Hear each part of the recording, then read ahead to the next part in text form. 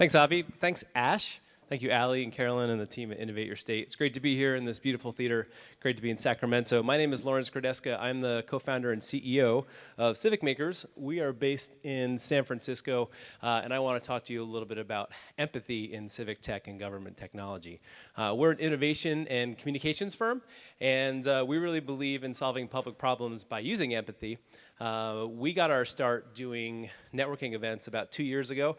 My co-founder, Brian Parchia, many of you know, decided that we wanted to convene people that are interested in this work, in this community, in this opportunity that Tim talked about to change the way business is done in government in our communities, and to bring technology and innovation process to create better government services.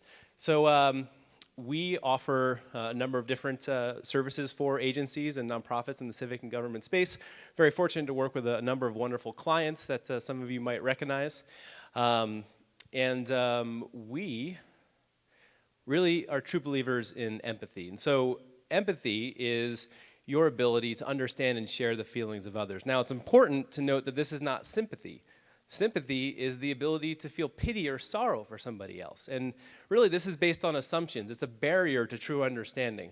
When you feel pity for somebody, you feel sad for them because of X, Y, or Z, an assumption that you have, maybe based on bias or lack of information.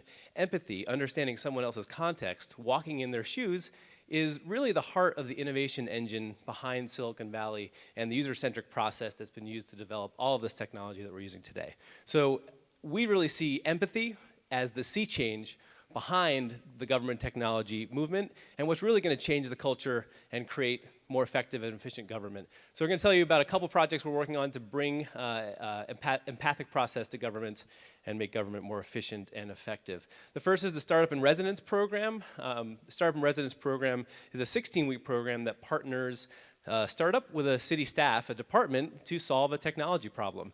And it was started by the San Francisco Mayor's Office of Civic Innovation. It's first run in 2014 as the Entrepreneur in Residence program for the city. It expanded this year to 4 cities across the Bay Area region, including West Sacramento, our neighbors here.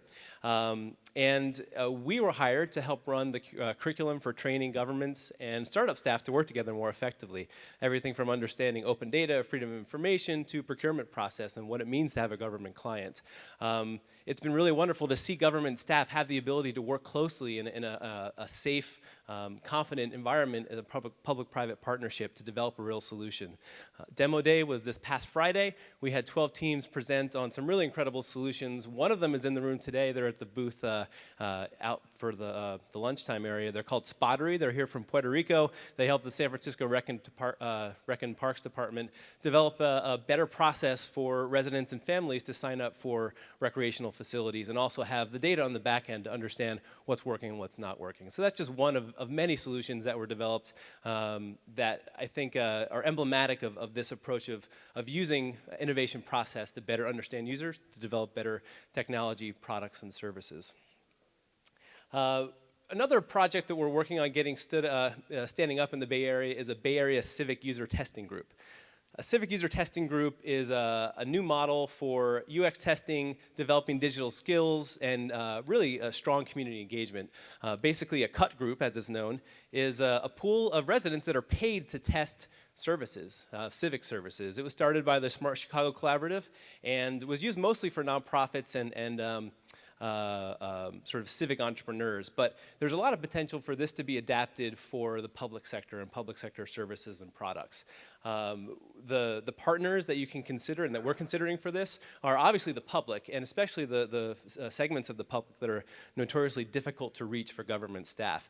Those with low digital literacy, those with low digital access, multilingual, non-native speakers, and folks with disabilities that make it hard for them to be online. And so a CUT group is a very intentional way to seek out some of the most vulnerable populations that we need to be considering as we developed new technologies, because government can't choose its customers. It has to serve everybody. Obviously, city administrators and digital services teams, volunteers from the design and technology community that have the skills that can be brought to bear to help government staff understand user research, understand how to listen.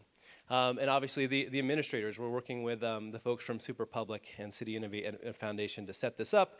Here's a shot of what it looks like to get people in the room talking with, actually listening directly, city staff listening directly to residents, which is transformative to be able to say, this is not working for me, I can't find the button, or what does this terminology mean?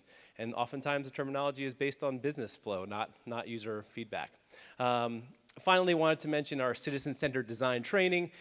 This is something that's going to bring the first two steps of the innovation continuous learning loop to the public sector context.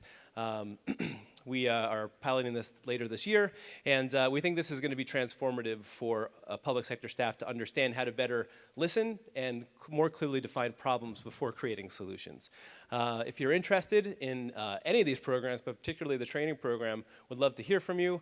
There's my information. We're available online at CivicMakers and civicmakers.com, and we have a newsletter which is a real compendium of all things civic tech and government tech, news, articles. It's jam-packed. You'll get a lot of value out of it, I promise. Thank you so much. Talk to you soon.